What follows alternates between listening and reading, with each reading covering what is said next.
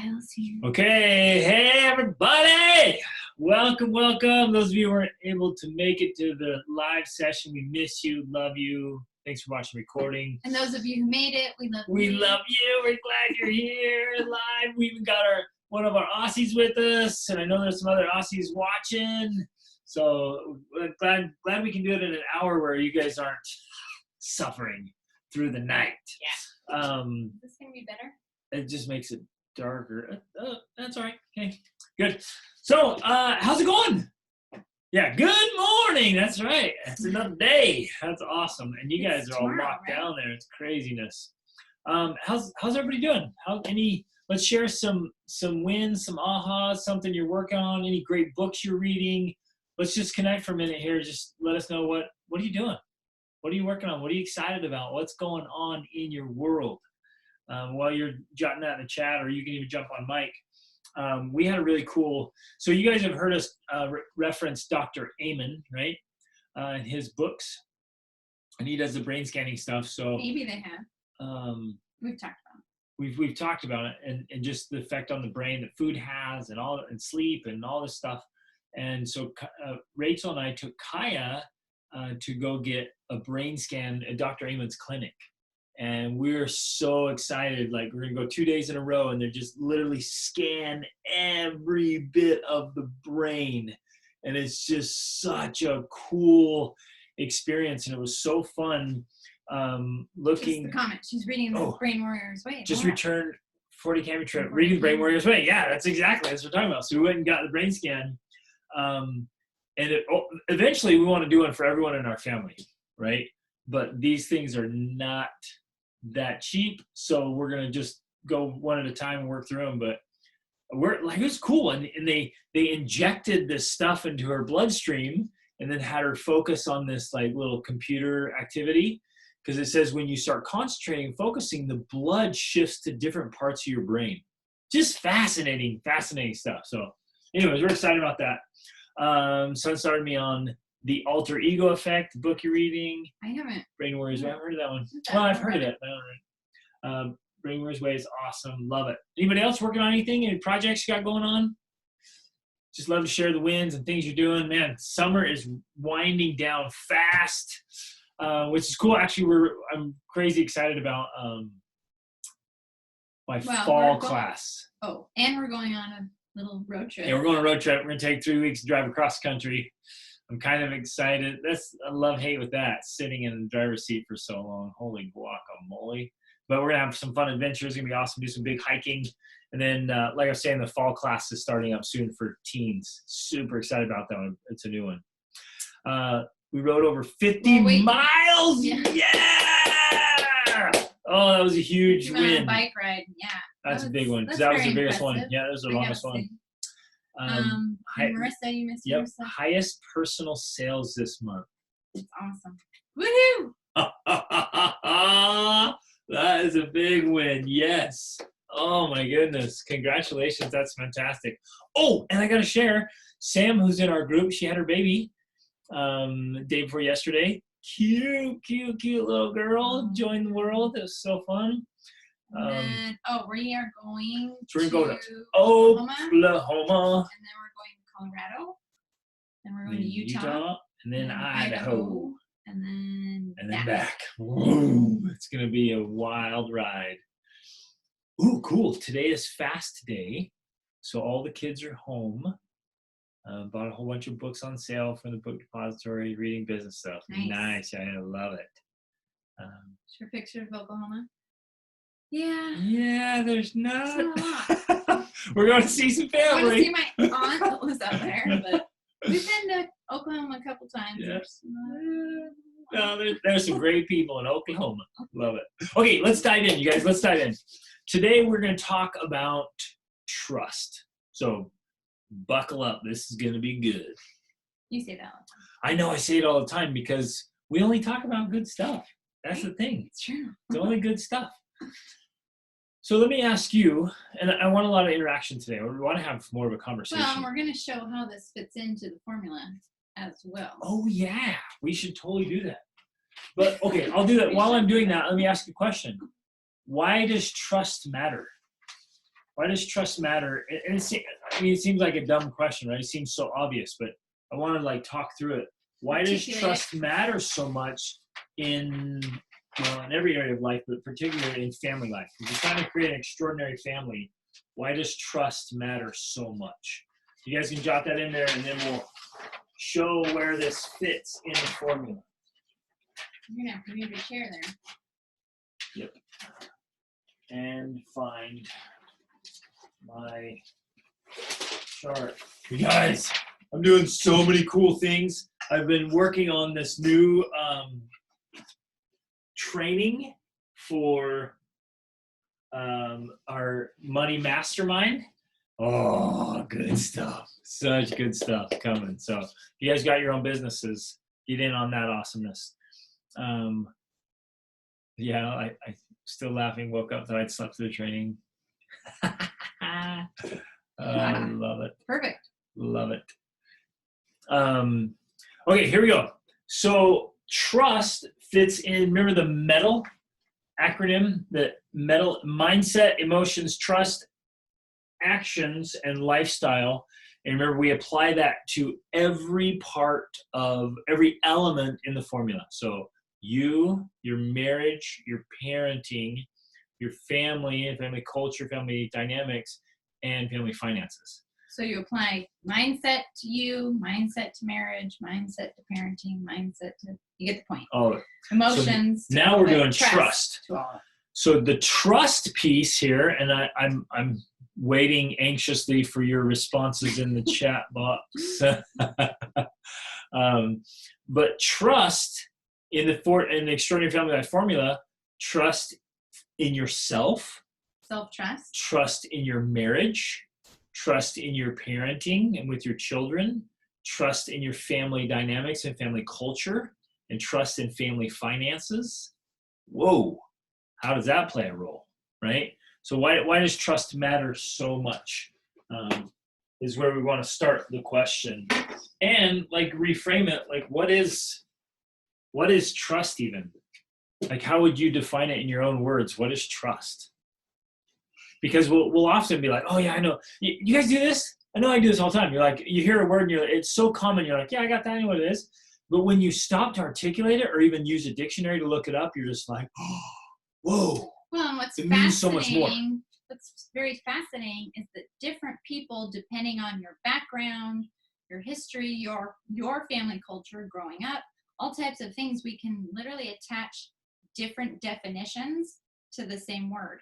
Like, we had this experience with some of our teens, and we had some teens staying with us, and they got into this discussion, all the teens did, and it got very like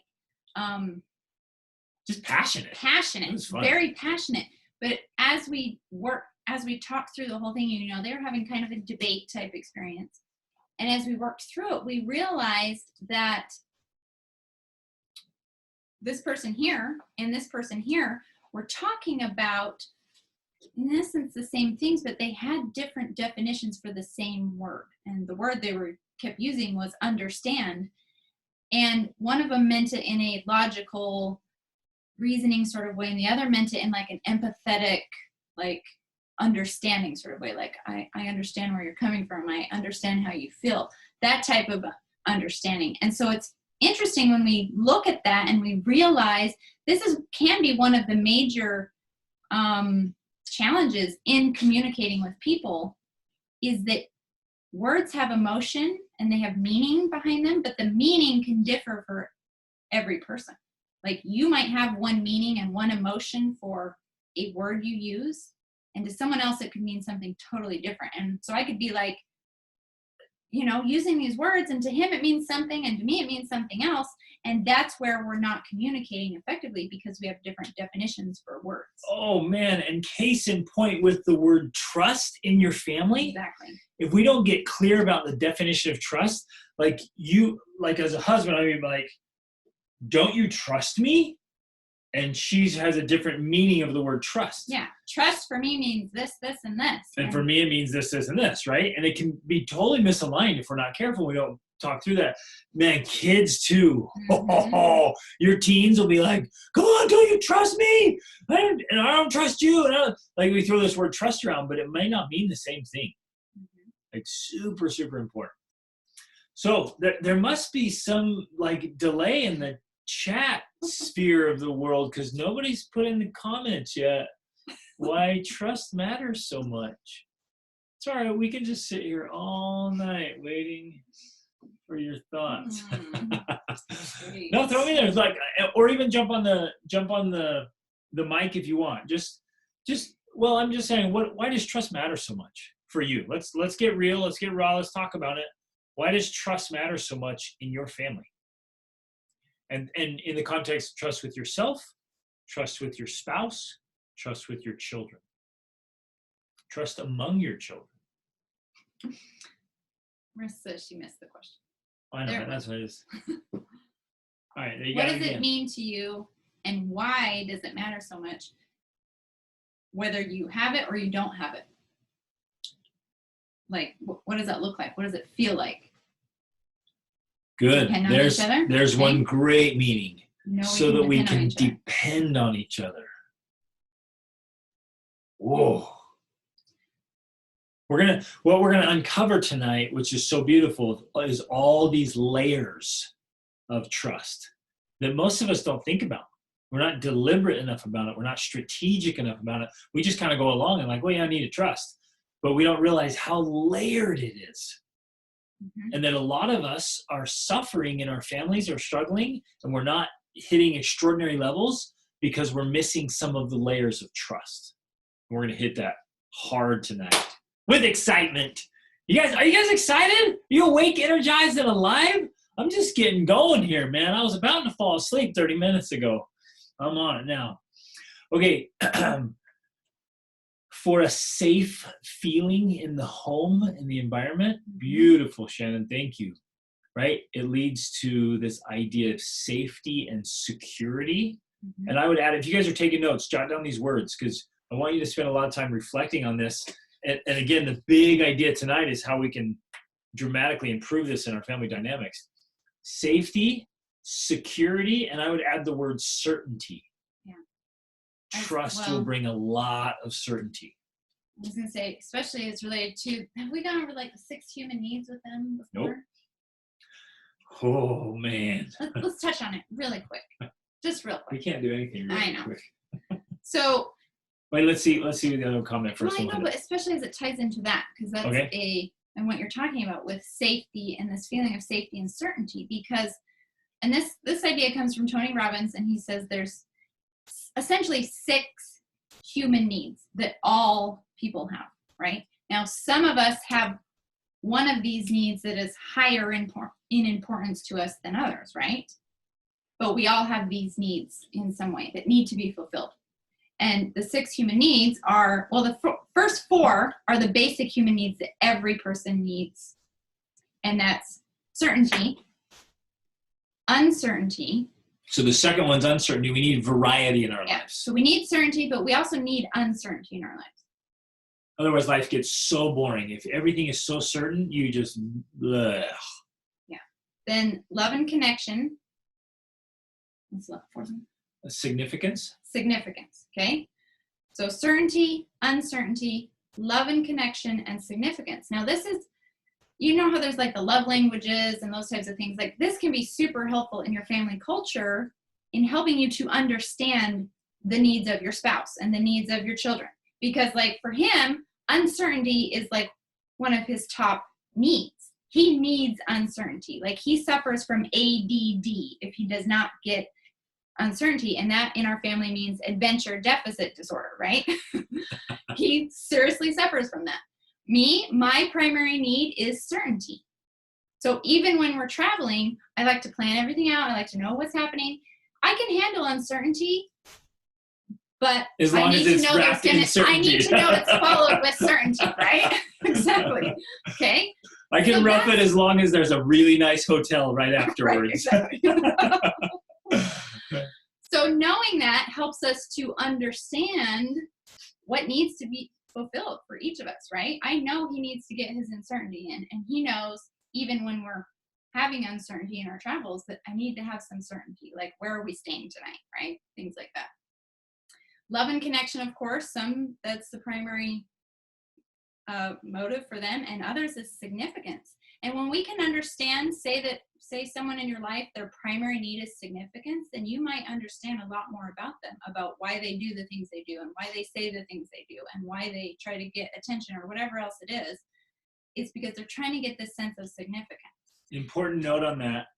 People will do crazy stuff to try to get attention and feel significant. Well, I would even say people will do crazy stuff. People will do things that do not make sense. People will do things that might be wrong, immoral, self-destructive, in order to fulfill those 4 needs. They feel any one of them. Yep. If people feel those needs are not being fulfilled, they'll do almost anything to get that feeling, that need fulfilled.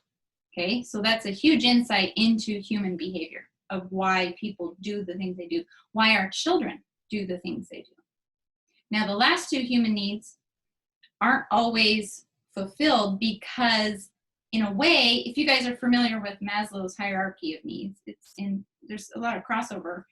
It's kind of like the foundational pieces.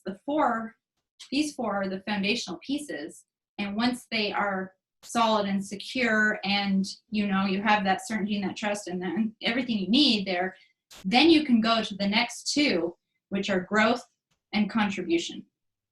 And those 2 needs are where we actually feel or fulfill our need for purpose, fulfillment, and this higher reason for living and existing and contributing to the world. So back to this whole idea of trust in the home, trust is fulfilling that need for certainty. Because however much there's a scale of certainty and how much certainty means to you, all of us need a sense of certainty. Every one of us needs to have a sense of certainty, especially in our home environment, because it provides that foundation from which we can flourish in the world, right? And man, gosh, as I'm thinking about it, it fits with everything. You can even have uncertainty with trust. Like I'm looking at, so we can depend on each other, right? We have confidence in each other. Yeah. Especially in times of uncertainty, right? Or seeking out uncertainty. Like, hey, we need some variety. We need some adventure here, but I don't know. Maybe we can't do it because I don't trust that you'll do it, right? So then we avoid things, right? I'm not taking my kids anywhere, right? So you're like the last time I went to a restaurant was right before our first kid was born. We're never going back, right? Or whatever. Like you have these things like, I can't trust my kids' behavior, so we're never taking them in public or whatever. Developing country, right? Oh, lose a kid. And so it's super important to get trust because it's each piece. And then like Laura's comment here, we need trust so we can be comfortable being vulnerable with each other. That's the connection one. Love and connection. Right? The love and connection. You connect by being vulnerable, but there's no way in the world you'll be vulnerable unless you have total trust. Mm-hmm. Right? And know that this will benefit us and not hurt us.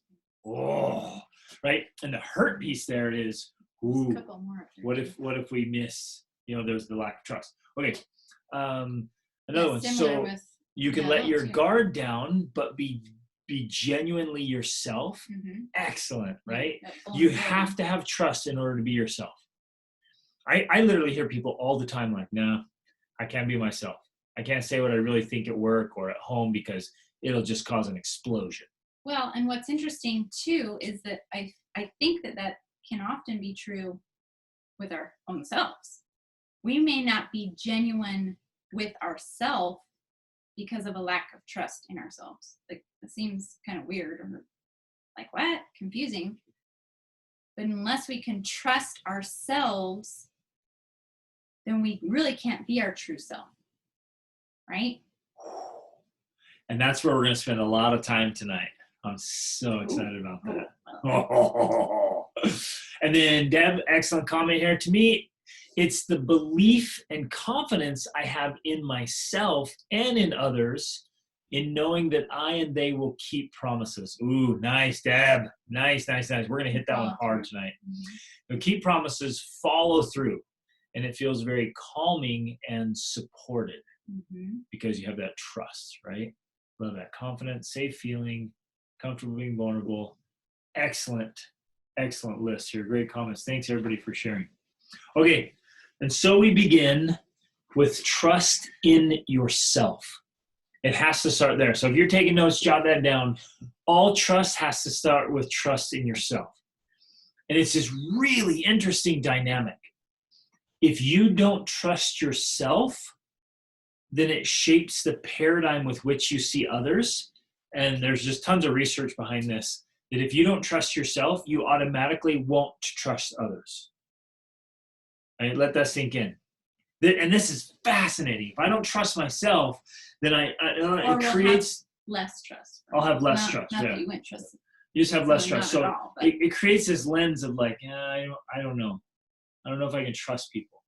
And because you're thinking through your own process of like, maybe it's like, well, I don't do what I'm going to say. So most people probably don't either, right? And it creates these ideas. The flip side of that is when you don't trust yourself, it radiates out something that others don't trust you either. And I want to point out here, this isn't just in things like, well, I said I would do this and then I didn't. Or I said I would, whatever, but then something came up and I couldn't. This is the type of thing where it's being able to, and the whole premise of when we were doing the 28-day challenge, the whole premise of that was, it's this idea of being able to make and keep even small commitments to yourself. Starting there, right? Of course, keeping commitments with others, but being able to make and keep small commitments with yourself. And so it's even on the simple things of like, well, I was going to get up early today, but I didn't. Or I was going to work out, but, life got in the way. We might think that that's not really that big of a deal. And sometimes it's not, okay? Don't start freaking out or getting guilty here. But the goal, the ideal, is to work towards being the person who, when you say to yourself, which this is tough, right? Because sometimes we just say to ourselves in a passing thought. But if we decide that I'm going to work out, or I'm going to get up, or I'm going to, whatever, read a book for 30 minutes, or practice French, or whatever other goals we want to have and things we want to do, that then we do them. That's the basis of building trust with yourself. Boom! She stole my thunder because she didn't know my outline, but that was a fantastic intro. I just wrote it when it comes up, it just comes out. There's no outline here for her. She's like, I don't care about your plan. I don't know what your plan is, so I'm just. That was awesome. Okay, are you guys ready? Here we go. So, first of all, everyone wiggle your arms a little bit. Just create some energy. Let's go. Yeah. Oh, Marissa's got the spirit fingers, right? Yeah, spirit fingers. Woo. Oh, all right. Was that a dance move, Ryan? That was pretty legit. I love it. Okay, I'm going to give you 9 things, okay? I love lists. Oh, I love lists. So 9 things. And basically what it is, it's going to be kind of 9 things of why. It's kind of like low trust, high trust. So there'll be 9 things. Some of them will be like why trust isn't really strong, and others will be like how to make it strong. So 9 things I want to hit home. Number 1, we don't trust ourselves when we are living below our true capabilities.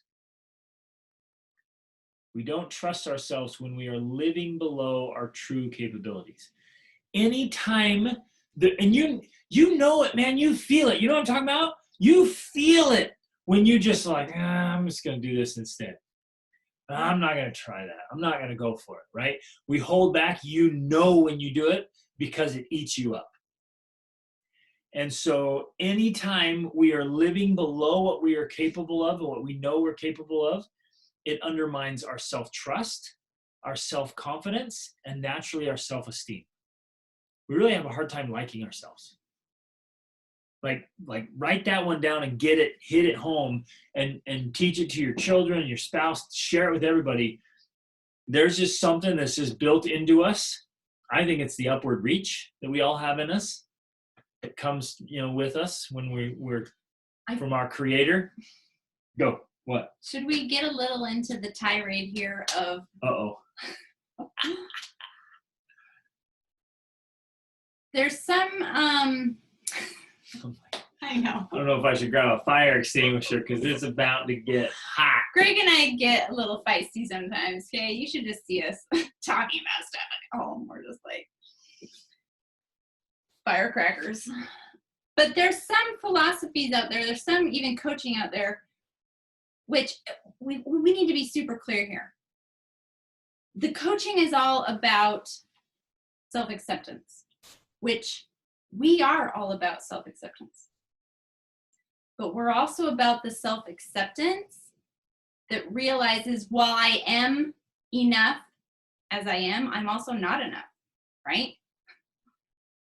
There's two sides to every coin, and there's both sides that are true. You're not enough and you are enough. But the coaching that focuses only on just accept yourself as you are. You're enough. Then what? Like what? You're just supposed to sit around the rest of your life just, I'm good where I am. You have reached your fulfillment of all. It doesn't work that way. And the reason why that's not a great long-term strategy, some people need that. They just need, they're so caught up in this, I'm not enough, I'm not enough, I'm not enough. They need that, but it's not the stopping point. It's a milestone on the journey, right? I am enough. Good. Do that. Go through that process. If that's where you are, do that. Go through that and figure it out and feel that and believe it because it's true. Because it's totally true.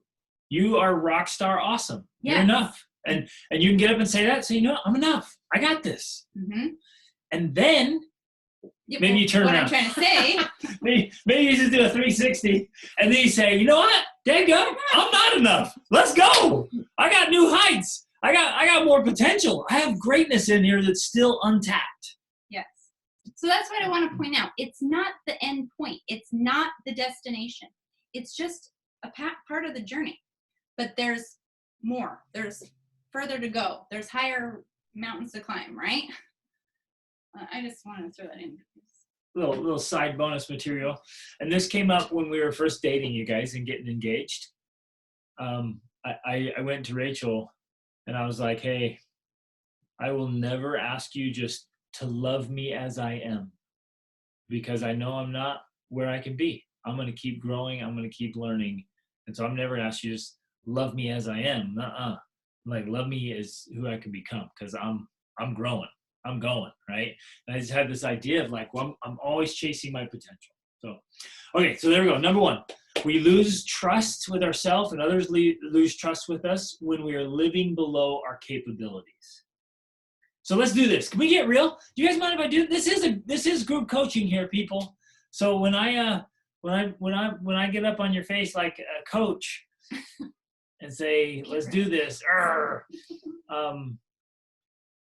Let's do this. Yeah, yes. So Yael says it's like acceptance without giving permission to stay. Mm-hmm. Yes. Well said. Like, hey, yeah, I'm good. Comfortable in my own skin. I love myself. And I'm good. But I'm not gonna stay here. I've got more. I got places to see. I got things to do. I got impact. But when it's just okay, you're okay as you are, then nothing needs to change. And honestly, I think there's a lot of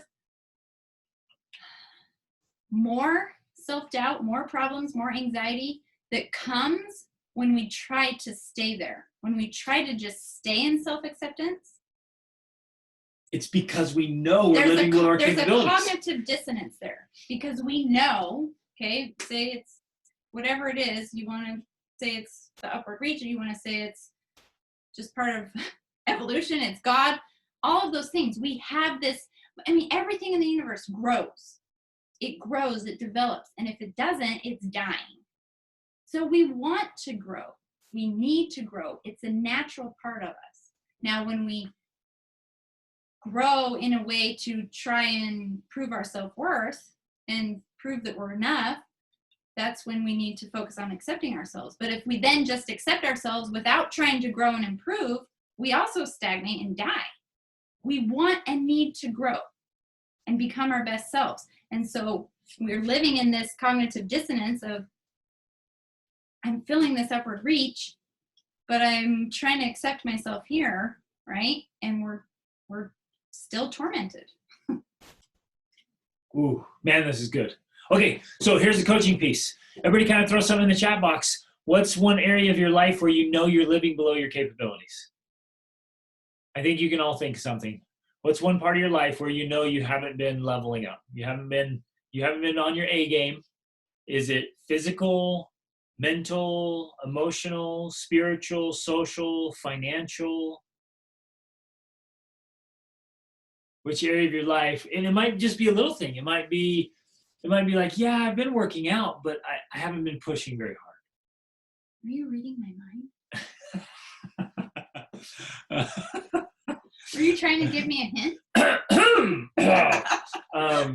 It may be, yeah, it might be parenting, right? You're like, yeah, I've been there, but, oh, here's one. Presence. You're there, but you're not really there, right? The lights are on, but nobody's home. You're all in the same room doing family time, but you are off in Puerto Rico on the beach in your mind, right? Like where are you? You're living below your capabilities, and you know it. Like, I'm gonna get real here. Like in your marriage, and even in intimacy, are you going through the motions?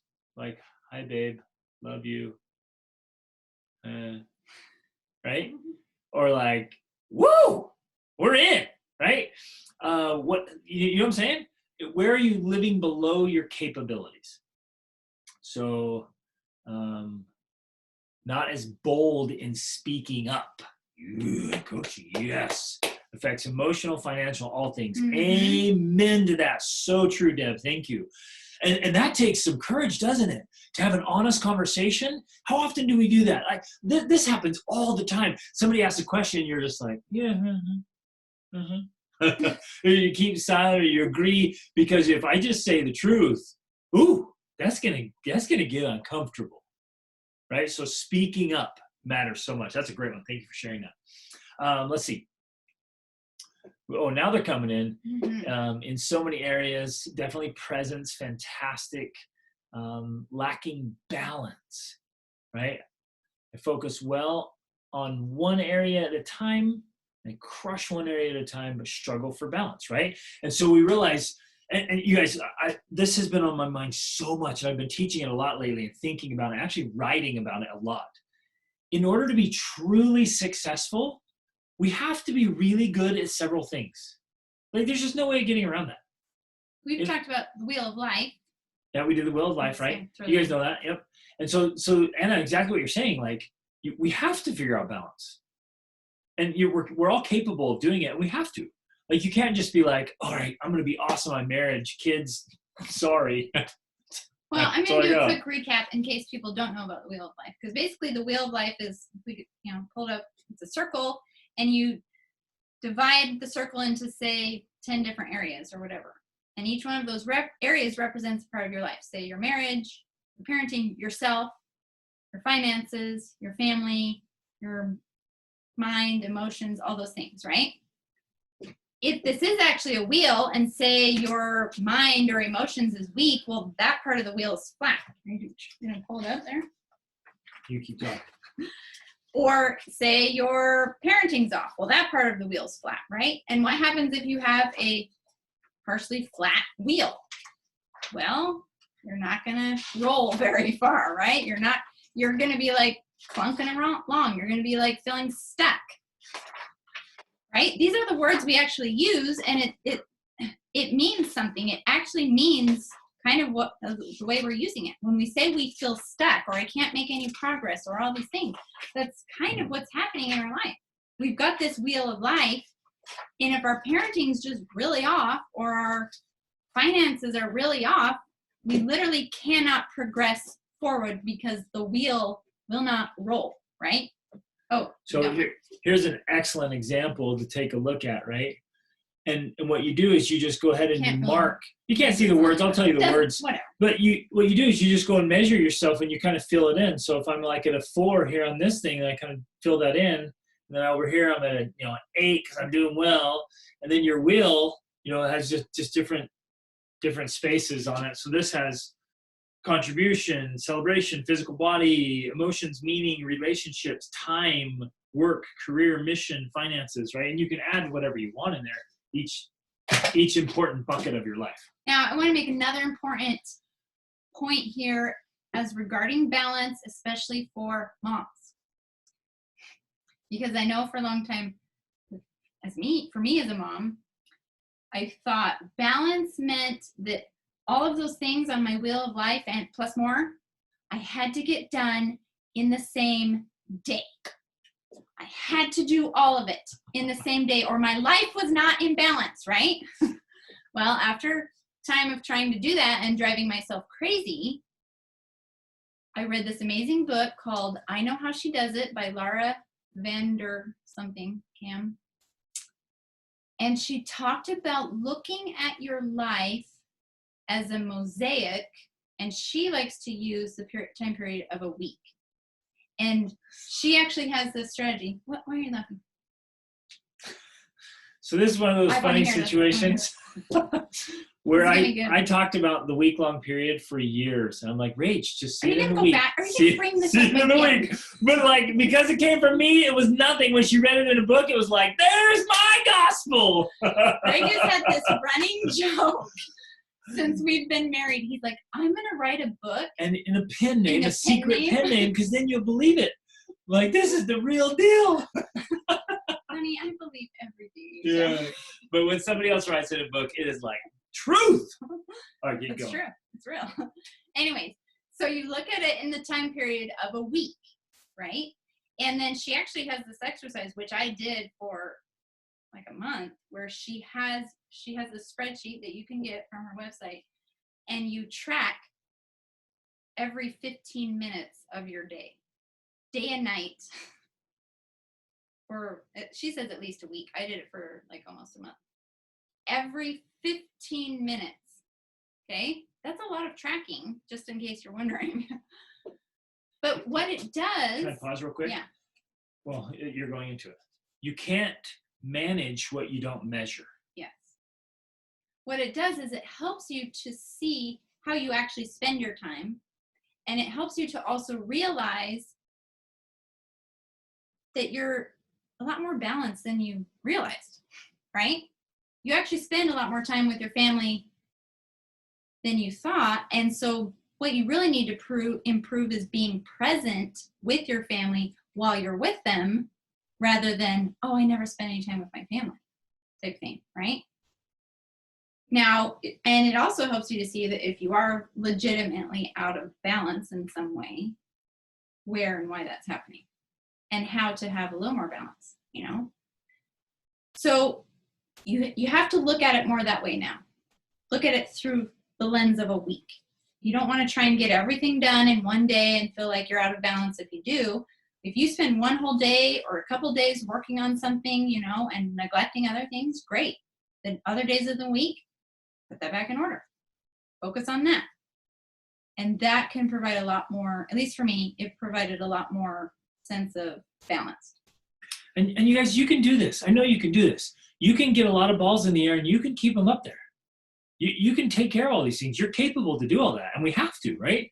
You have lots of roles. You're a parent, a spouse, and a friend, and a sibling, and a leader, and a disciple, and I mean all kinds of stuff, right? You got all these roles. That's great. Let's just lean into them. You can do it. And I know for myself, I'm going to tell the name of the book and again real quick, but I know for myself, I used to believe that I was just so busy, and how could I do any more?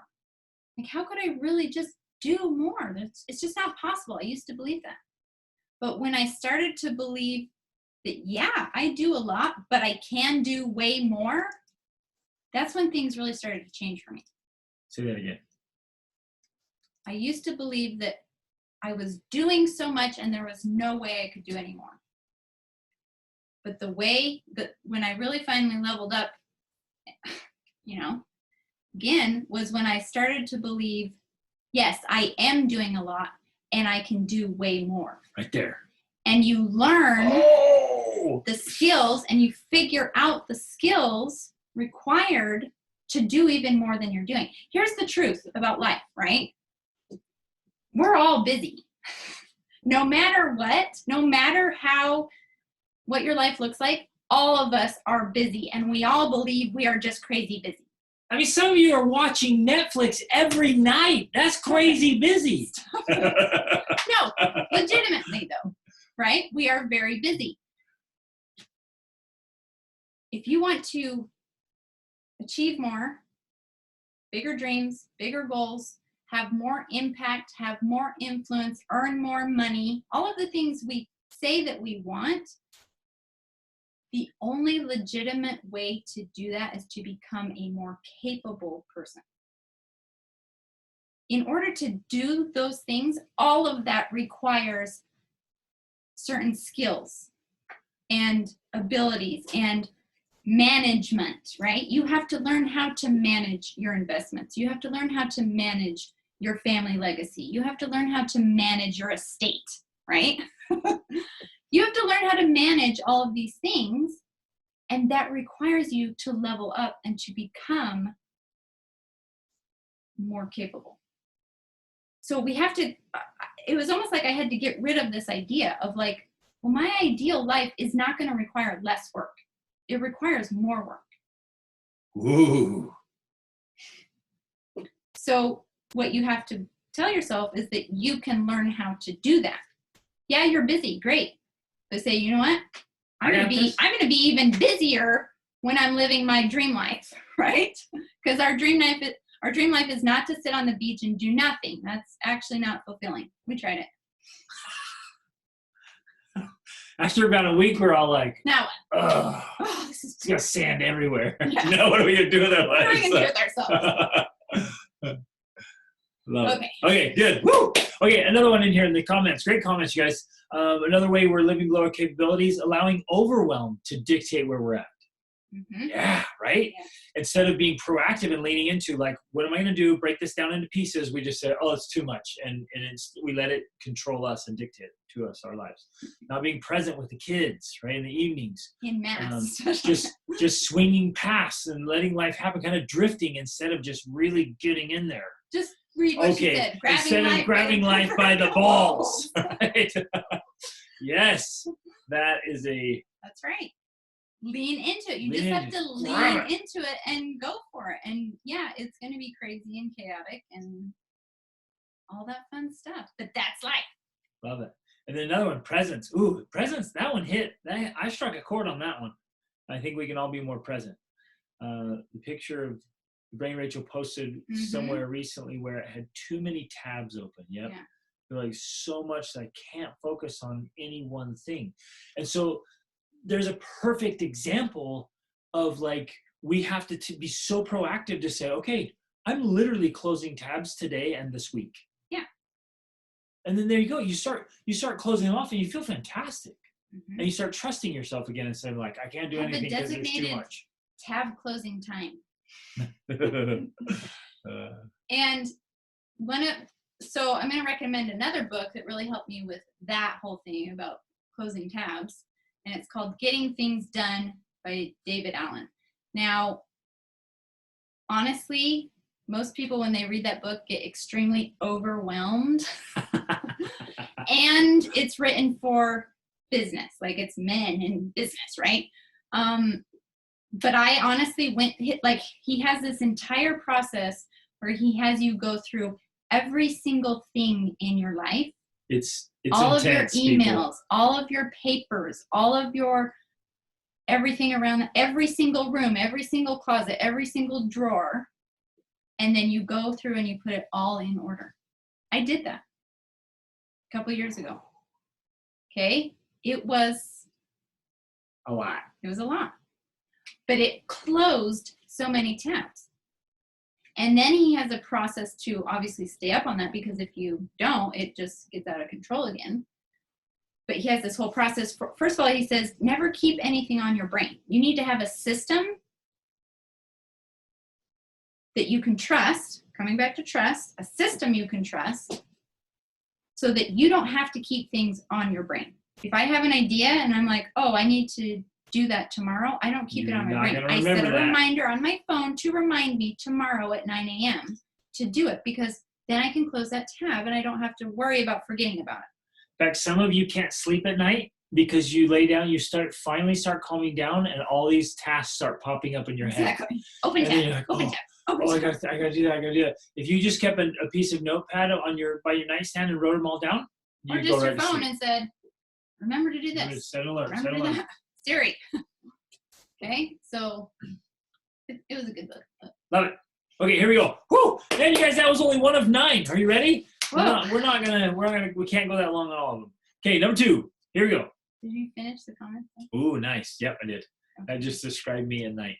I do put them in my phone, but it takes a long time. Yeah, so figure out a system that's quick.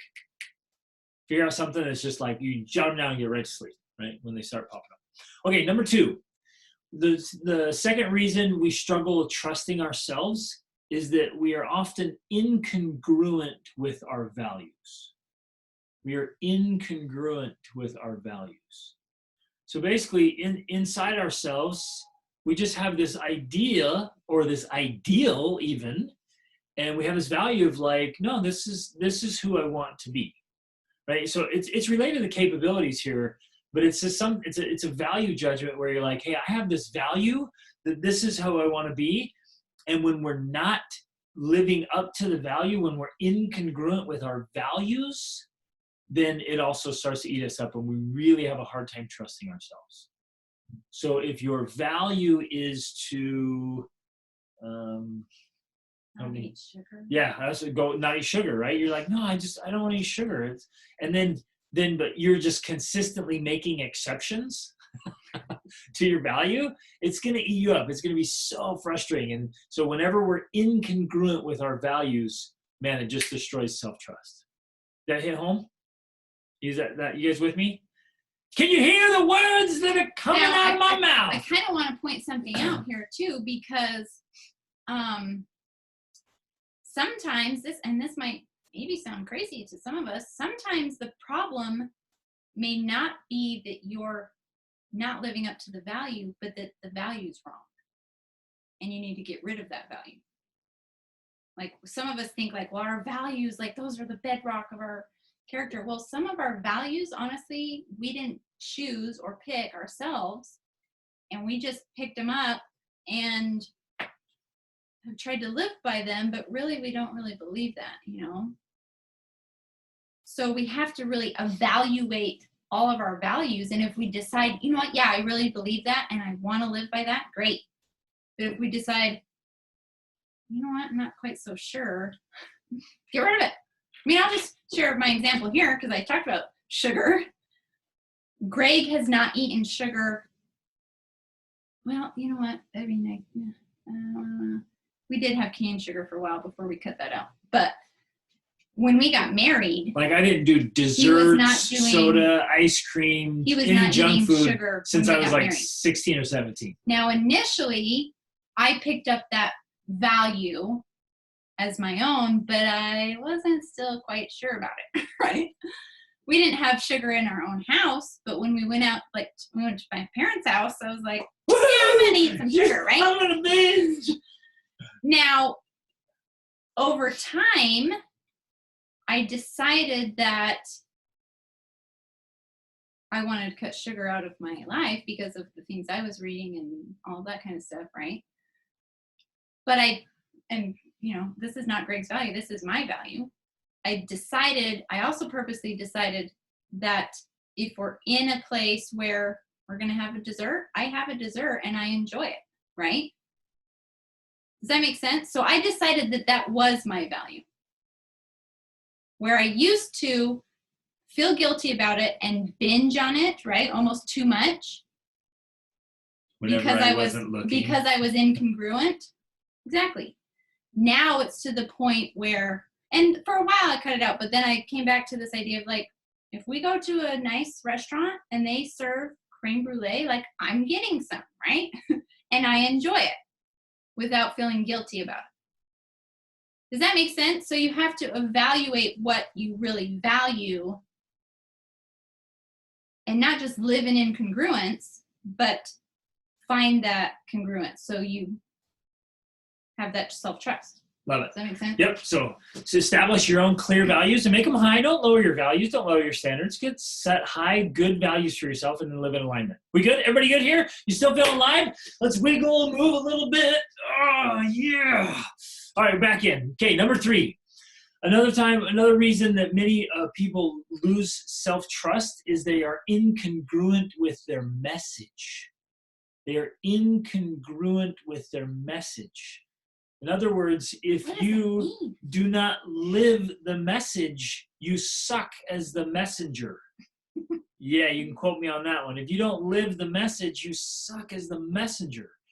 And it's the classic rule of, I saw this kind of meme, this funny drawing.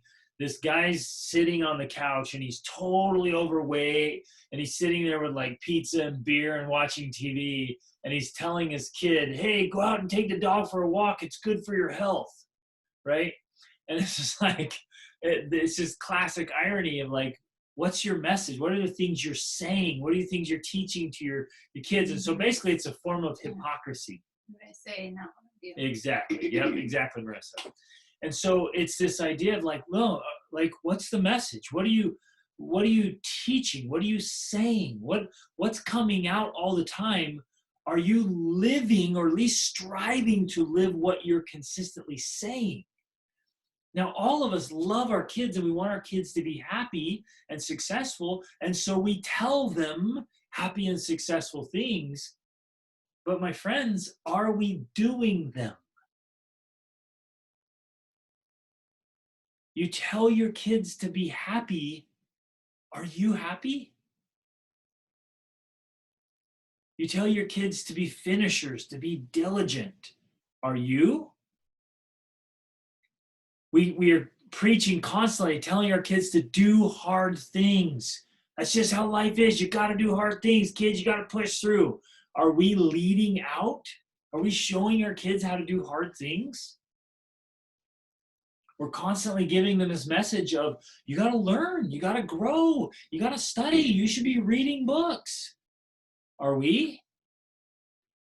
And of course, this does not mean, excuse me, we have to be doing it perfectly. You never have to be perfect at the message you're teaching, but you do need to be at least, I think, striving. Really striving, yeah. Striving is a great word. Striving to do that. We're not perfectly happy all the time. I am. No, you're not. But you are striving to be happy every single day. Yep. Sometimes I strive like this. Trying to be happy. Trying to be happy. No, and that's the word, striving. So are you striving to live the message? So I've experienced this myself. You probably have too, that when we're incongruent with our message, the things we're saying, oh man, we just, underneath here is like, I just don't even trust myself. Okay, and others won't either. They'll notice.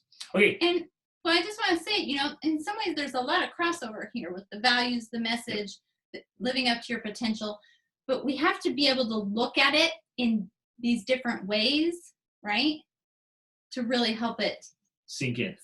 So yeah, some of this is going to be a little bit repetitive or a little bit of crossover, but again, mother is the repetition is the mother of mastery.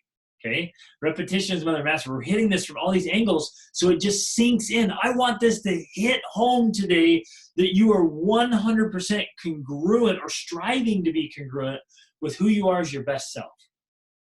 Okay, so number 4 is, and again, there's crossover here. Number 4 is we're incongruent with our desires. We're incongruent with our desires. Now, again, could that fit under living below your capabilities? Yeah. Values, message, yeah. But I wanted to distinguish this because how often in coaching and meeting with people all around the world, we're like, hey, what are your dreams? What do you want? What are you going for? And people will talk about, oh, I want this. I want to travel. I want to learn a language. I want to learn to play the piano. I want to have a beach house in Colombia and a mountain house in, where's the cool mountains? Montana. In Montana. Like, you see what I'm saying? They want all this stuff. And I'm like, oh, that's fantastic. I love it. But our actions are nowhere near our desired outcomes. Does this make sense? So again, like, we want this, we dream about it, we think about it, but we don't actually take action towards it. And we just did a coaching session yesterday, and one of the things that we talked about was she was saying, well, yeah, I want to do these things, but I don't know when I will be able to do them because I this and COVID and I can't travel and, you know, all these things about that were legitimate obstacles, right? But too often what happens, and we've seen this time and again, too often what happens is because we have these legitimate obstacles that seem to be in the path, we don't take action towards what we actually want. And we don't prepare ourselves so that when the obstacles are removed, we're ready to go. And if there's one thing that we have done over and over again, right, to do all the things we have done with our life, travel to 35 countries and, you know, build a business and everything we've done, which has been pretty incredible, we take action, even though we don't know when or how. We'll just say, this is what we want. So if we were to do that, what would we do next? And then we do that thing. And then we do the next thing. And then we do the next thing. And we keep preparing and we keep taking action towards those things we want to do, right? Until the time is right and the door is open and we're ready. We're ready to achieve our dream because we've prepared. I think that for me and for Rachel, that's one of our superpowers. Like, we want something, we just start going after it. Like, we're going to jump and build our parachute on the way down. We're going. So, you know, a lot of you guys know our dream is to have a chateau in France, right? So today I was looking for, you probably don't even know this, I was looking for home exchanges that I can do in France because our plan is, okay, well, if we're going to buy a chateau in France, well, we need to go to France and we need to pick the exact area we want to live in. So we know, you know, where it's at exactly and what the area is like and all that type of stuff. So next year we're planning to go stay for 2 or 3 months in France exploring the area. So I was looking for home exchanges so we can exchange our house. And we've had friends that have done this before. We've never had a house till now to do it. But people in France will come stay at our house and we'll go stay at their house and we will get to explore France. Woohoo! Okay, let's do this real quick. Make sure you're still with us here. What are some of your desires? What are some of the things you desire, long for, dream about, but have not been taking action on? I'm calling you out here. Here's a little bit of coaching. Throw it in the chat box or even jump on mic here. What are some of the things that you've been dreaming about? What are some of the things you desire but have not been taking action on? Where there's a little bit, this is one of those just cool accountability moments. No guilt here. We're not guilting anybody. We're not shaming anybody. We're just saying, let's rekindle it right now. Let's bring it out into the open of saying, you know what, man, I have wanted to do this, but I just haven't been doing it. For me, that was the violin. I love the violin. I wanted to learn the violin. And I went for, well, I was going to say months. It actually turned into years where I just practiced here and there, maybe 10 minutes a week. And finally, I kept calling myself out and like, this is ridiculous. I talk about it, I want it, but I don't actually practice. So now I'm on a roll, man. I've been practicing almost every day, and lo and behold, I'm getting better. It's amazing how this happens. So what are some of those things you desire? Just the other day, our 16-year-old son, he was doing his workout Because our kids they've gone through, they'll work out and then they don't work out, or they'll work out, or with anything, right? They'll do that. That's normal. And he's been working out like pretty consistently. And he's like, this is amazing, Mom. This actually works. Like I'm getting bigger muscles and working on my abs. He was all excited. I wanted to say something about Yael's comment because it's actually great. But if you want to do something else first. Go for it. Okay. Well, you need to help me though, because we talked about this. I'm what are you doing? Pull-ups right now? I want to do pull-ups. I'm just gonna go do some. Okay. I had to get what's on my. I'm gonna show you something here. I had my son make for me. That's on my office wall that I look at every single day, and it'll fit here. Okay, so Yael says she has a fear to dream because the rejection is too much. Now, do you remember the conversation we had on the porch? It was a couple weeks ago, maybe, about rejection, about disappointment, about... Okay, anyway, we've talked about this before. You were reading some, I don't know, it was an Instagram post or something, and the guy was talking about how having goals, having dreams was actually pretty much a bad thing because it only set people up for disappointment. Right? And a lot of you might feel like that. Why get this big dream or goal? Because I'm just going to get disappointed. Don't get me started on this one. Oh, wait, though. I want to say something, though. I'm going to tell you. We've given you our highlight reel of all the cool things we have done. 35 countries, 44 countries if you're Greg. 46, oh, babe. Gosh. 46 countries. Base camp of Mount Everest, ruins, temples, castles, all these cool things. But do you know how many disappointments we have had? Probably 100 times more. I was going to say one. What are you talking about?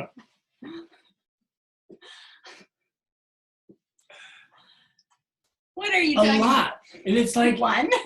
Well, we've talked about this too. This is different. This is funny. Rachel's like, oh, it was so terrible. We had to do this. And I was like, totally worth it, whatever. Well, okay, hold on. But you're right. I'm going to point out a difference here. And what I'm talking about is the disappointment. I'm trying to put it in context here. Yep. The disappointment of the thing that we originally had planned, or the original idea, or the whatever that we initially came up with, that we thought was crazy and scary and all this stuff. Like, what I'm trying to say is all of those have not worked out. Now, what's very interesting, and this is what I want to teach, because we moved forward on those things, and even though we were disappointed they didn't work out, I'm talking about a disappointment along the path. We eventually got here to the castle, to Europe, to Nepal, to wherever we got to. But along the way, yes, we faced disappointment along the way. So if I can say it a different way, the path to achievement is scattered with disappointments along the way. Yeah. It's part of the process of pushing through obstacles and running hard and fast and going after your dreams. You're going to have some bumps and bruises. You're going to fall down. You're going to have some disappointments. It's part of the journey. But what happens to people is they say, well, I'm afraid of being disappointed. I'm afraid of the rejection that's going to come. And so they don't take the first steps. Or if they do and the disappointment comes, which it will, they give up then.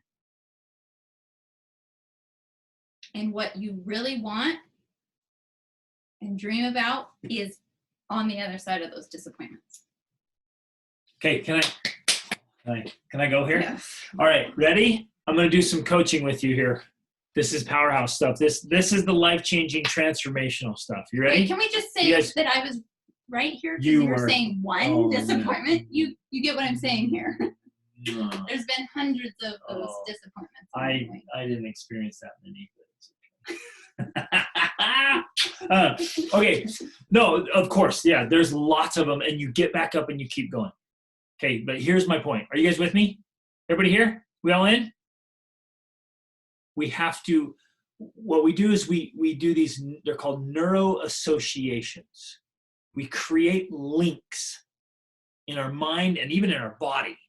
Even emotionally. In emotional links. So your comment is, oh man, I don't think I'm gonna dream. Like you want to have a desire to desire, right? Because the fear of rejection is so big. It seems so painful. So what you've done is you created a link, and I know we've all done this, right? Probably everybody in this room has this. We create so much pain and fear around the rejection or the failure or the possible not, the possible outcome of not achieving it. We make that so painful that we don't take action. But here's what I want you to do. In your mind's eye for a minute, go to the end of your life and look back.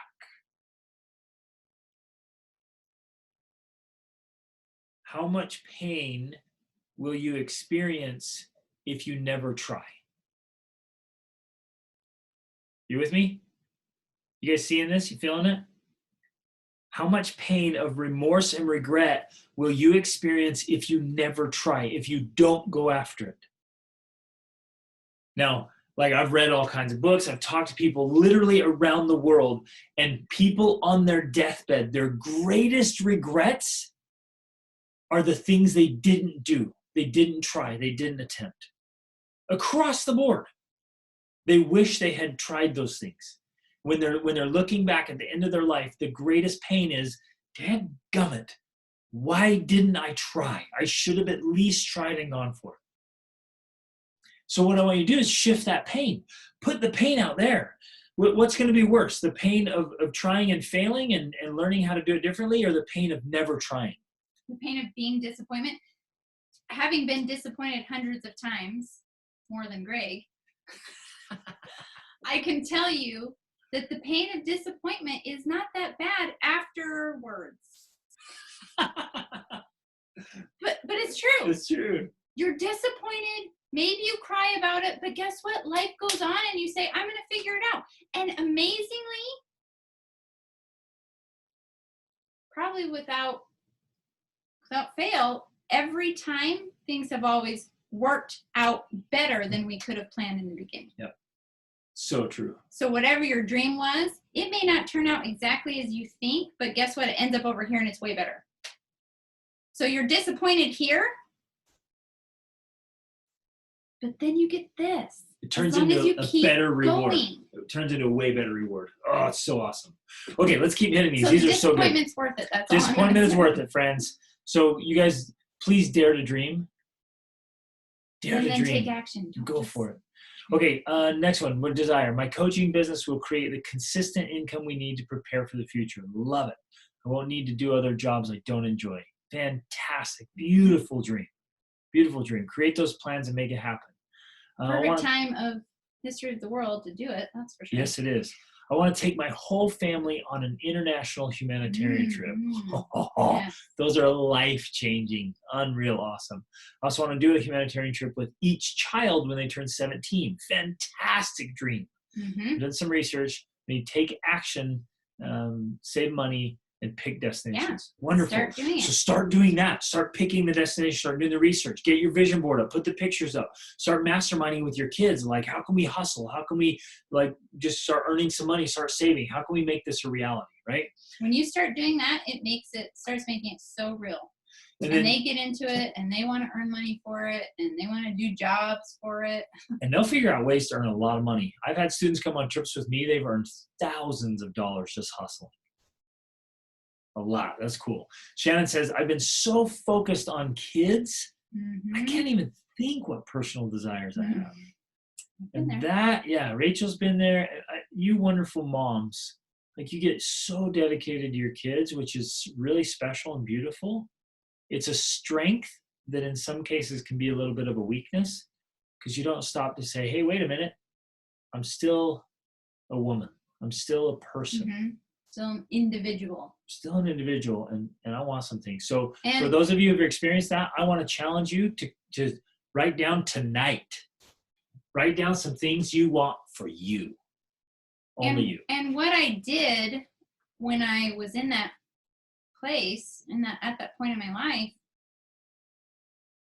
in some ways I finally just kind of got fed up. Not, I loved my kids. I adored them.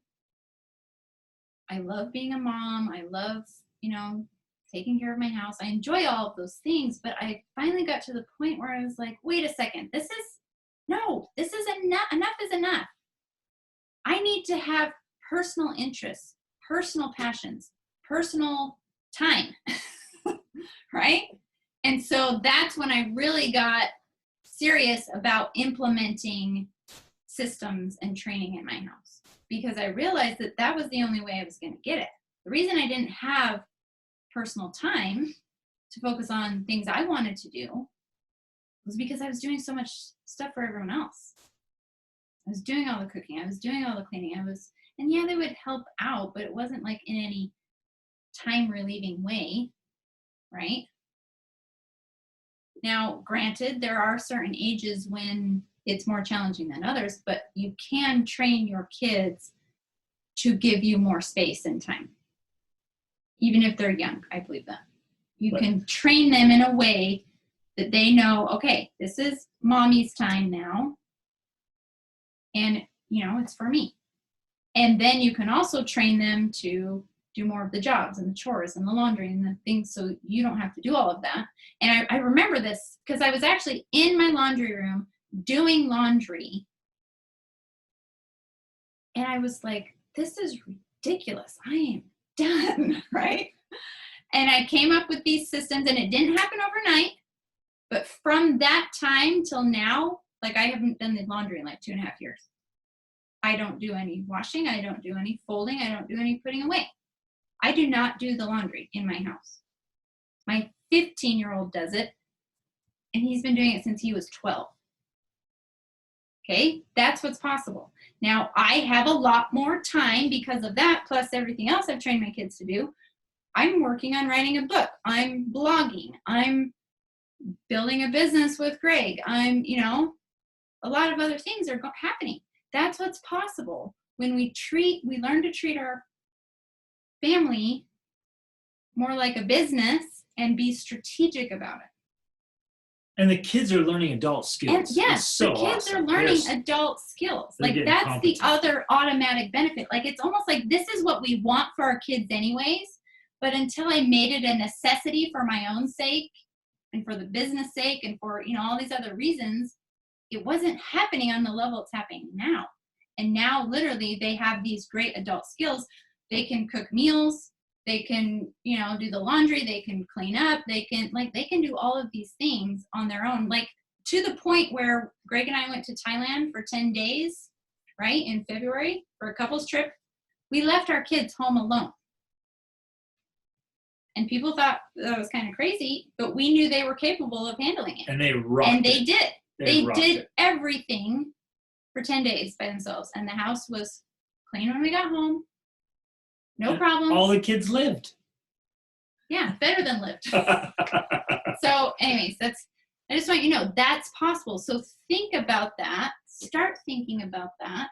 Yes, it's crazy right now, but you have to think strategically about where you want to go, because otherwise you're here thinking of, I remember too at that time, like, my brain literally just felt like overloaded with all the stuff that I couldn't even think about anything else. I couldn't think about dreaming. I couldn't think about planning. I couldn't think about anything except this is all the stuff that has to happen today. But you have to spend some time sitting down and imagining where you want to go and how you want to train your family to get there, because otherwise you'll do that for literally years. And this is what happens to people. And then they get to the end of raising their kids, and suddenly they look up and they're like, I don't even know who you are. And you don't I don't even yourself. know who I am. Exactly. Like, now what do I do with myself? Yep. So any of you with kids that are like 8 or 9 or older, start training those kiddos. Well, you can start training them younger. You can start younger. But I'm saying they can really start doing some. At 8 or 9, laundry. You can train. My 9-year-old does his laundry. Sorry, I'm keeping her. You're keeping her. I am telling. My 9-year-old does his own laundry. Okay. And he also, I've trained him now to make German pancakes, Dutch babies, right? So he's in charge of breakfast. He'll go down and make breakfast for him and his little sisters. So you can have an 8 or 9-year-old that's in charge of a few meals each week and in charge of laundry. There you go. Laundry, if nothing else. It just starts relieving some pressure. So just be more strategic about it. Okay, I wanted to hit this one. Marissa said, I want to pay off my house within 10 years. I'm working on it, but I don't know if I'm doing enough. Okay, I'm about to give you guys some gold. Are you ready? So those of you who are still paying a mortgage, here's your key. Are you ready? Make your payment every month. I think we've talked about this before. I know, but I'm going to hit it again because it's gold. Make your payment. So let's say your payment's like $1,500 a month. Your principal is only like $250, $275. So make your payment, and then like 5 days later, and you can set this up also, it's automated, pay the principal, $275, whatever it is. You can find out what it is. So you make your payment and then the principal. Just do that every month. So you're not paying a second payment. You're just paying the principal ahead of time. That right there, that one thing will cut your mortgage down by years and years and years. So you could probably, depending on how many years you have left, you could probably just do that one strategy and pay off your house within 10 years. Now, I do remember Marissa commenting about this. Some banks will actually, if you just pay extra on your payment, they will apply it to the principal. Oh. Because she's at her bank. Okay. Now, there's also another thing which, Marissa, you could email me and I could share this information with you. There's this guy I found where he teaches you how to use a HELOC loan to pay off your house in like 7 years. And you might be like, what? How is that even possible? He says he's a recovering mortgage broker. And he says this is something that people, like the mortgage brokers don't promote this or share this because they don't benefit from it. They don't get any sort of, Okay, making extra payments already. Fantastic. Love it. But you can use this HELOC program that he has, and it helps you pay off. So anyways, email me about that. Love it. Okay, and here's the other thing. Back to trust. Your 10-year thing sparked this. I had my son make this. I don't know if it's coming up backwards in mine, but it says 2025. He would burn this on there because I have a 5-year goal that is gigantic. And a lot of people, we kind of overestimate what we can do in a few months or a year and grossly underestimate what we can accomplish in 5 years. In 5 years, you can move mountains if you are consistent and vigorous. Because of the power of momentum and compounding. The compound effect. Right? It starts compounding, or the slight edge, all of it. You guys, you're going, and you're just like, it doesn't seem like we're making, and all of a sudden it just explodes exponentially. Mm-hmm. So it's not. Which is true. What I'm trying to say, that's true with the efforts that we take. We take these efforts, we're taking little daily actions towards our goals and dreams, and it feels like we're not making any progress, we're not going anywhere, and then suddenly we start to take off because of the power of compounding and it's exponential, not linear. And so you can just you just keep working, and you stay the course, and you're doing the right things, doing them consistently, and then it just starts to work in your favor, and you can accomplish unbelievable things. So I have 2025 right in front of my wall. I'm looking at it every single day. This is my target. Huge goals. And I know I'm going to hit them. I'm going. Right? And you can too. I want you to have that certainty, determination. You will be disappointed along the way. Oh, I will have disappointments along the way. I know it. Right? Okay, let's keep going here. Alicia's saying, this worked for us. Our kids have been doing the laundry for a few months now. Yeah, and your oldest is 9. Youngest unloads the dishwasher every day. It's awesome. Okay. Shannon says, I've been trying to implement those systems since May. Kids won't do it. Yeah, of course they won't do it. They never want to do it. But we aren't consistent with consequences and rewards. That's the key right there. And so you have to incentivize, motivate. You have to set up systems. So it's a key. And I would say, whatever you're trying to get your kids to do, like, teach it in a way, you guys, where it's just like, hey, this is the way things are. If it doesn't happen, it doesn't happen. Like, if you don't make this meal, none of us eat. Yeah, we've done that before. And we've done that. We're like, no, hey, you're in charge of dinner. I don't want to be. Like, hey, nobody's eating. And we'll miss a meal. It's like, it's good for us. It's intermittent fasting, right? Everybody's missing a meal. Like, no, it's on you, And man. we It's don't your turn. shame, and we don't. Yeah, we're not making them feel we're just bad. Like, well, I guess we'll eat crackers because you didn't make dinner. So. All right, right. Or whatever it is. But we're gonna motivate. We'll pay them. We'll do the rewards. We'll do payment systems. I have some things to say. You got things. Yeah. So what I want to say is that when I came up with my idea for systems, a few years ago, it was not just like, oh, I did the systems and oh, they've worked ever since perfectly. No, it did not work. Talking about disappointments along the way. Okay, there were plenty of disappointments along the way, but what you have to keep in mind is that it's kind of this ongoing tweaking process, or tacking. I don't know if you know of tacking, like a ship or say a plane. It sets off for its destination, right? And it's got the coordinates in of where it's going. But a ship is, what do they say? Like 90. Over 90% of the time. Over 90% of the time, it's off course. So the ship's going like this, and it's off course, and then it corrects. It's tacking, and then it's off course, and then it corrects, and it's tacking, right? That's called tacking. You have to tack the whole time. You'll get it going, it'll grow great, and then you notice nobody's doing their chores. Okay, well, what are we going to tack here? And you're constantly doing that, and you're saying, well, why aren't they doing their chores?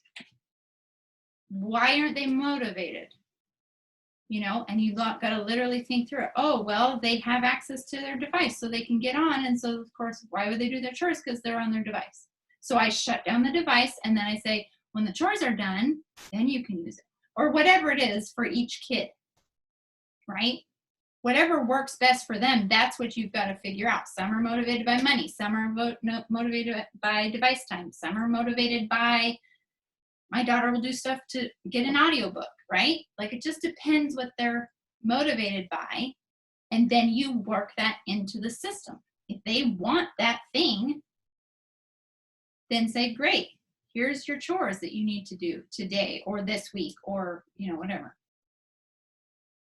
I've made charts so many times, and I've redone charts, and it's an ongoing thing. It's okay. Woo, love it. Okay. Like Marissa had dinner at 10 p.m. because kids didn't make dinner. Yep. You're going to have those things along the way. Some of my big goals, Laura, are like, I want to be leading a trip. I want to climb a huge mountain every year and lead a full trip to do that, like Mount Kilimanjaro, go back to base camp at Everest, do some big things like that. I have impact goals. I want to be reaching tens of thousands or even hundreds of thousands of families. So we're just going to blow this thing out of the water. We're going to have our chateau, and Rachel and I want to have properties around the world that we kind of rent out on Airbnb when we're not there. And when we want to go visit, we can do that. So we just got lots of big goals. And I've got my vision board up here of things I want to do and accomplish, and service projects we want to do, and impact. We got some big, big stuff, and we're chasing that down. Okay, back to trust. Here we go. Back to trust. So living below capabilities, incongruent with values, incongruent with message, incongruent with desires. The next one, the fifth one, is incompetence. Very often, you guys, and this one's huge, huge, huge. Very often, the lack of trust isn't that, like, they think you're dishonest. It's that they think you can't do it. And you see this in the workplace. You see it in families. You see it everywhere. And it would be a situation where, like, I know Rachel's not going to lie or be dishonest or anything, but I just don't trust that she can do it well enough. Or that she'll actually show up when she says. Or yeah, she'll show up or do a good job, right? And so this will come up with kids a lot. And you need to articulate it in a kind way, not in a shaming, no way that makes them feel bad, but just say, hey, you'll gain more trust when you gain more competence. And then hold yourself to that same standard. Who needs to rely on you? Who needs to have trust in you in your level of competence?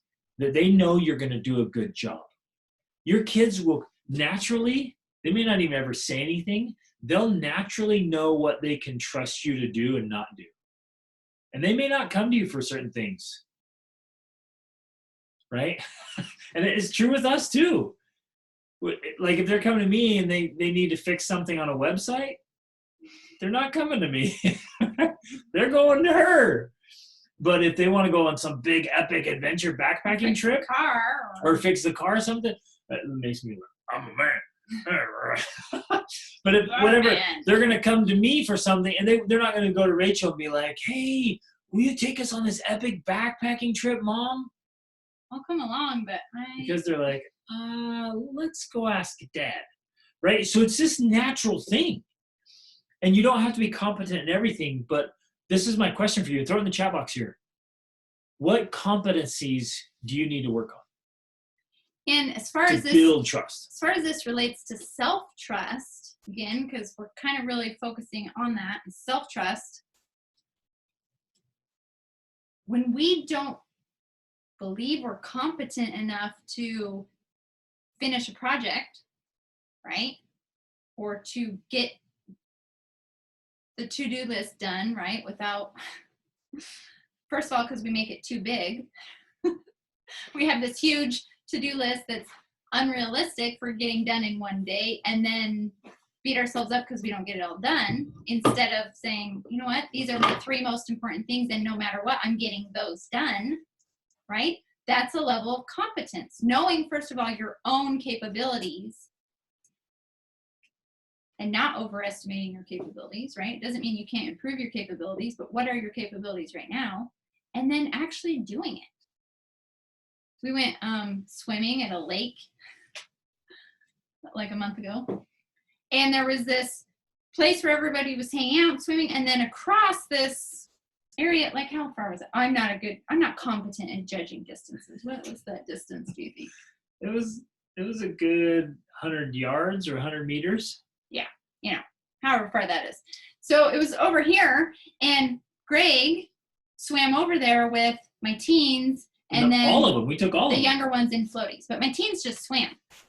Well, meanwhile, I'm sitting on, just sitting there sunbathing, basically, and the park ranger shows up, and he waits until they come back. And then he proceeds to lecture them on how they could have drowned, and he would have been having to drag their body off the bottom of the lake, right?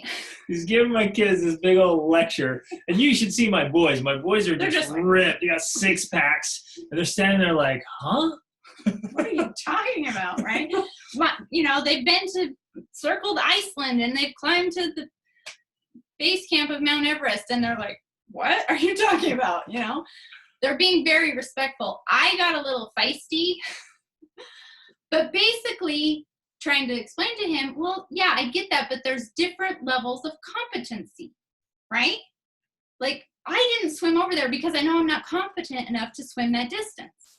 But they are competent enough to do that. They have enough trust in themselves and their abilities, and I have enough trust in myself and my abilities that I didn't swim, but they did, right?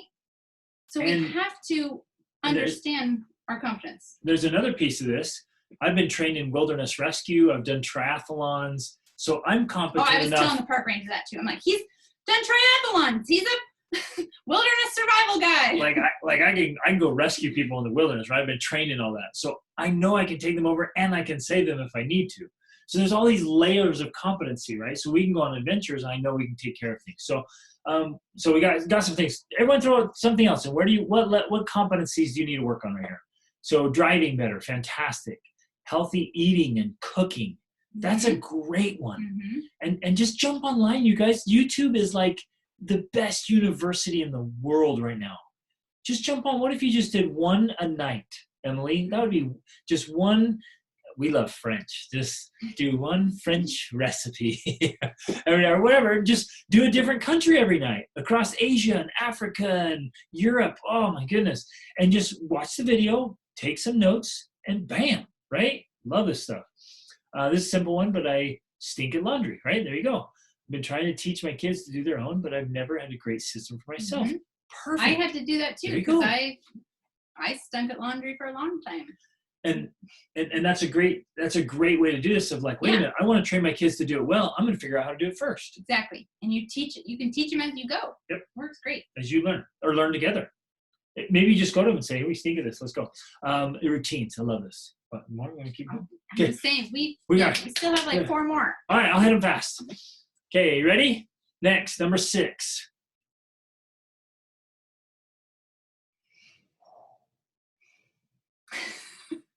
Take a breather. Everyone, take a deep breath.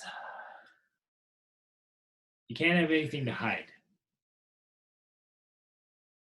If you want to have real trust with yourself and with others, you just can't have anything to hide. I can't be hiding things from Rachel. I can't be hiding things from others. Because when you're trying to hide some secret little ugly thing, it eats you up.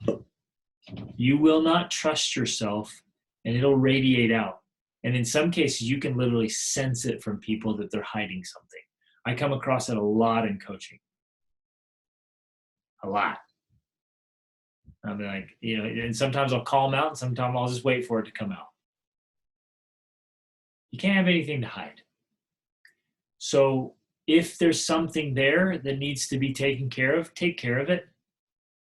This is just heart to heart here with me, just loving kindness, nothing to hide.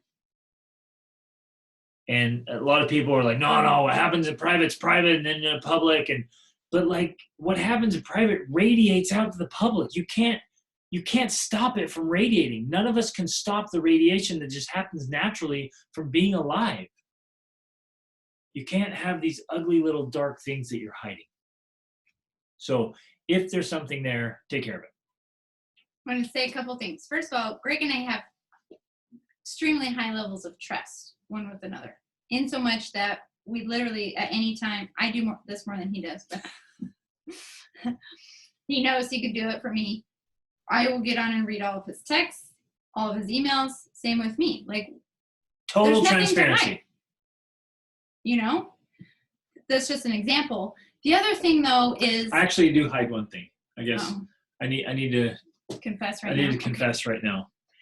It is impossible to surprise Rachel. She takes care of all the finances. She does everything. She watches every purchase. I want to surprise her with a gift. It's impossible. So I have been hiding money. Kids, give me some cash. So I'm hiding money. So that's the one thing I hide. I hide some cash so I can surprise her sometimes. That's it. You have surprised me a couple times. Yeah, it was pretty awesome. I ordered some Polish pottery, and I used my mom's Amazon account and sent it to her house and had her wrap it. I had to go that far out. Mom, help! I have to surprise my wife. I can't do it by myself. The other thing I want to say is that what we're talking about here does not mean you have to share everything with everybody. Having nothing to hide does not mean you're an open book for everyone. But you are for the people that matter most to you, right? I think it's becoming more common, and I don't know that I necessarily agree with it, but people in this effort to be authentic throw everything out there. And in my mind, in some ways that's like pornography, in that you don't have sex on Instagram, right? So why are you sharing everything there? There's a level of intimacy. There's things I will share with Greg that I'll never share with any of you because we have that intimate relationship. So in the effort of being authentic, know that there are also boundaries to that, just like there's boundaries for sex and intimacy. Thanks for clarifying that. And there's going to be some things, you guys, you never have to tell anyone. You just need to take care of it and get rid of it. Exactly. Taking care of it. If there's things you have that you feel like you're hiding that are kind of ugly, just take care of them. You don't even have to tell anyone. Some people you might need to tell, whatever, but others you just need to take care of it and be done. No more. And you don't have to tell anyone, just get rid of it. And in that case, I do want to say that maybe sometimes there might be something that you need to take care of, but maybe that would not be with your spouse. Maybe you need to go to a religious leader or a counselor or therapist or a coach or a professional, and you take care of it that way, because sometimes there are things that are meant for you to deal with. Yep. And maybe your spouse doesn't need to be a part of that process unless it directly involves them, right? So there are still different levels here. But the point being take care of it so it doesn't keep eating away at you. Yep. And so you can have your self-trust and others can trust you. A lot of my coaching clients come to me with that kind of confidence and they tell me the worst stuff to get it off their chest. And we work through it and take care of it. And we have that kind of trust. He even had a guy. I'm just throwing out what comes in my head sometimes. I just got to share it. He literally had a guy one time. This was like 10 years ago. Well, let me tell a story. Confess. I'll tell. I got to, just real fast because this is powerful. I was working with this guy. This was 10 years ago. I was working with this guy. Long before we figured out how to pay for the life we wanted to live. And he was doing. I was doing this other job. Anyways, this guy comes up to me and he says, hey, I just feel like I can trust you. He said, I need to tell you something I've never told anyone. And he told me this horrendous story he went through as a young man watching his mom be just abused, just terrible stuff. Well, and essentially then, raped. Raped, and it was just horrible. And then he says, the guy got off. And he says, I went and I found him and I killed him. And I've never told anyone, and I just needed to tell you. And it was it was actually ended up being a really beautiful thing. And this position of trust. And it was powerful, but like, that's just one example of things that come up and you got to get it off the chest and it's out. He just was able to tell me now and like, okay, I'm done. It was good for him. It was therapy for him. He'd held on to this thing and never been able to tell anyone. So anyways, interesting story. Marissa, excellent example of your daughter. Got credit for not reading the book. Now she's going to read the book, right? Just read the book because she got the credit. I love that. It's beautiful. Okay, let's keep going. So nothing to hide. Next, kind of related to that, but different, is you got to drop the baggage. If you're dragging baggage from your past, in order to have more trust with yourself and more trust with others, you got to drop the baggage. You got to leave stuff in the past where it is, where it belongs. And so if you're dragging along some emotional baggage or some drama or just some things like that, it's just causing problems internally in your heart, in your mind, in your relationships. You're just dragging this along and it keeps coming up. One absolutely great way to build more self-trust and more trust in all of your relationships, just drop the baggage. Just let it go. And be done with it. I think one way to powerfully do that is to go through a process of reanalyzing what that means to you. Give it new meaning. Give it new meaning, exactly. Because you might say, oh, this thing happened when I was 12 or 15 or 19 or whatever, and I've always thought it meant this. And you can, now that you're an adult, right? We're all adults here. We can take that thing and say, oh, well, I was only a 12-year-old girl, and the person who said it or did that to me was 12 or 15 or whatever, and I've given it this meaning, but you know what? I'm starting over. I'm going to give it a new meaning. And this is now what it means to me. It means that I'm stronger. It means that I'm more empathetic. It means that I've learned a lesson. I'm wiser. Whatever it is, give it a new meaning, and now you can let go of it. You don't have to hold on to it. It doesn't have to become a part of your identity and define who you are because of what happened then. And watch what that does to your self-trust.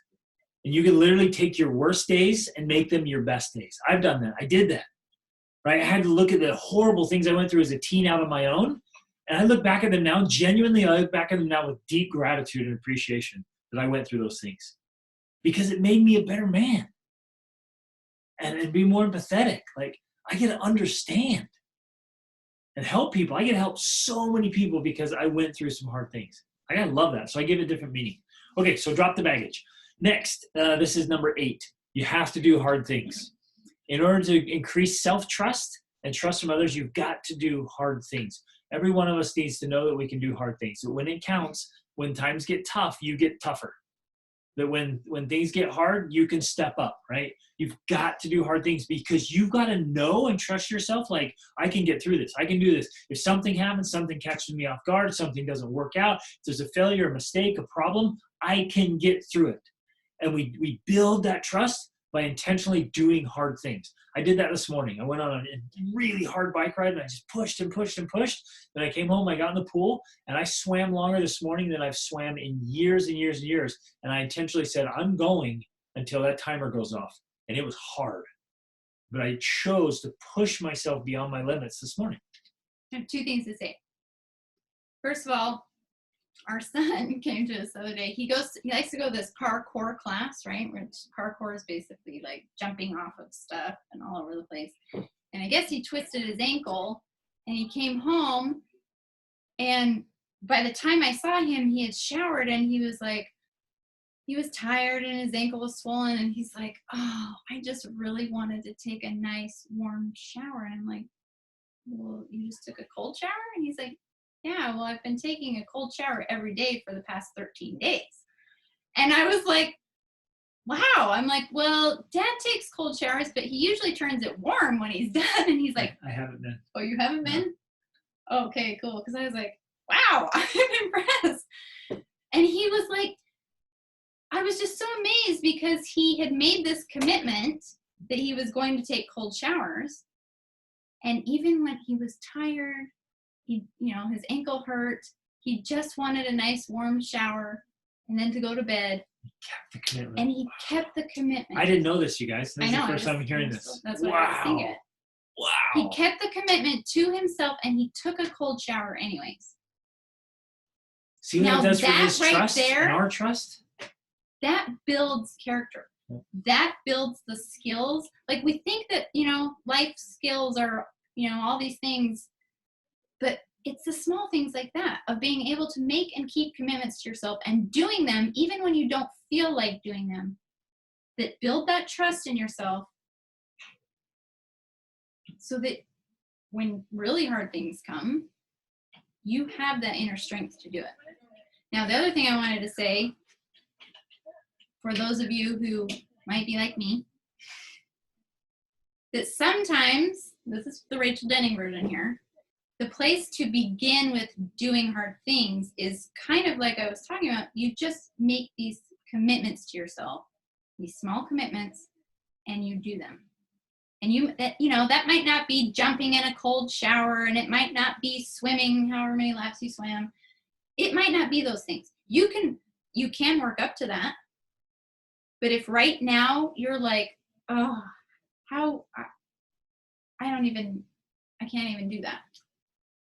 Just start with something small. Like, I'm going to get up at 6:30 a.m. and then get up. I'm going to work out you guys know about my 2-minute rule. That's how I started working out, because I hated working out. I didn't want to work out. It wasn't a part of my identity. I hated sweating. Like, I had all these issues with working out, right? I changed that finally with the 2-minute rule. And I said, I am going to work out for 2 minutes, whatever. And I said 5 days a week or something like that. And I just kept that commitment. And even when I didn't feel like it, I would just do 2 minutes, because anyone can do 2 minutes. Now in Greg's mind, he's like, 2 minutes is pointless. But I'm like, it's not pointless. When you're trying to build the identity and build your self-trust, I'm not thinking about how much value I'm getting out of the workout. I'm thinking about building self-trust and becoming the person in my mind who works out. So I keep that 2-minute commitment, and guess what? Then it builds, and I build trust. And I'm like, yes, I work out. I work out. I work out, because I do work out. And now my workouts aren't 2 minutes. They're, 20 minutes, 30 minutes, whatever. But that's how it starts. That's, for some of us, that's the doing the hard things. It starts there. Yeah. You rock. Awesome. Love this stuff. Okay, last thing, you guys. The last one, 9th thing, is to commit to greatness. We absolutely have to commit to growing, to improving. We have to commit to greatness. And that adds so much trust, because when you just say, look, I'm going to get better every day. In every area of my life, I'm going to commit to greatness. I'm going to keep improving. I'm not stuck. I'm not staying where I am. I'm not going to just accept mediocrity and acquiesce to life and just coast and float through the rest of my life. That just gives you so much uncertainty, and it destroys trust in yourself, and it destroys the trust others have in you. They're like, geez, this person is not going anywhere in their life. They're not going to trust you. They're going to invite you to do things. They're not going to ask you to participate because they don't think you're growing and improving and committed to greatness. You're just going to accept whatever comes along. So commit to greatness. Be absolutely committed to always learning and growing. Right? It doesn't have to be huge. It's just steady improvement. Just keep climbing, keep proving. Every year should Steady find us improvement better. that sometimes looks Yeah, it like looks this. looks a lot like a roller coaster. But every year we're getting a little bit better, right? You and I have no business whatever being the same people next year that we are this year. Because every day we can get a little bit better, a little bit better. Just read new books, do new things, keep exercising, keep growing, get some new skillities, right? And just keep improving it. Oh, I love this stuff. Okay, there it is, friends. There it is. Thanks for sticking with us. You guys are awesome. Cultivate self-trust. So, sorry, major action step, I just want to clarify, to build self-trust in yourself, self-trust yourself. Start by making and keeping small daily commitments. It grows from there. So set a time tomorrow morning early to get up, and then set a couple of things you're going to do tomorrow morning that are important to you, like part of your morning ritual routine, and keep that commitment. Oh, and let me throw this in there. Do not hit the snooze button. Most people are using the snooze button. The very first action, the very first action you do in the morning is break a commitment to yourself. Because you say, I'm going to get up, so you set an alarm, and then you reach over and you break a commitment. First thing, first literal action of the day is breaking a commitment by hitting your snooze button. Go do it. Set the alarm. When the alarm goes off, get out of bed. And don't think. I don't allow myself to make decisions for the first 10 or 15 minutes. I don't allow myself to think. I just go do what I already committed to do last night. Right? I get up, I go do it. That's all I do. So there you go. That's a way to make and keep commitments, to do something challenging, something hard, and to follow through, right? And to commit to your greatness. Oh, I love this stuff. Okay, love you guys. Trust. I hope you see, and you know this already. You all know this. Trust matters so much. We have to have unbelievable trust in ourselves, because if I don't have it in me, it's not going to work in our marriage or with our parenting or our life. So I gotta trust myself. I need to trust Rachel. The two of us, our kids need to trust us, each individually and together. We need to trust them. We all need to trust each other. It's a safe place where we can all grow and try and fail and learn, and just have this family culture that's so trusting that we can seek and strive to become our best, dealing with failure, mistakes, and disappointment and success, all because we have that trust that holds our family together. Okay. Woo! Love you guys. You're awesome. Have an absolutely fantastic week. Go after it. Remember, trust isn't just something you have or don't have. It's something you build and create. And even if you've lost trust, let me say this. If for some reason trust has been broken, you can rebuild it. You can bring it back. Just be really deliberate about creating trust in your families. Okay? Love you guys. You're the best. Have a wonderful evening or day in Australia. You guys are awesome. Love you. Reach upward.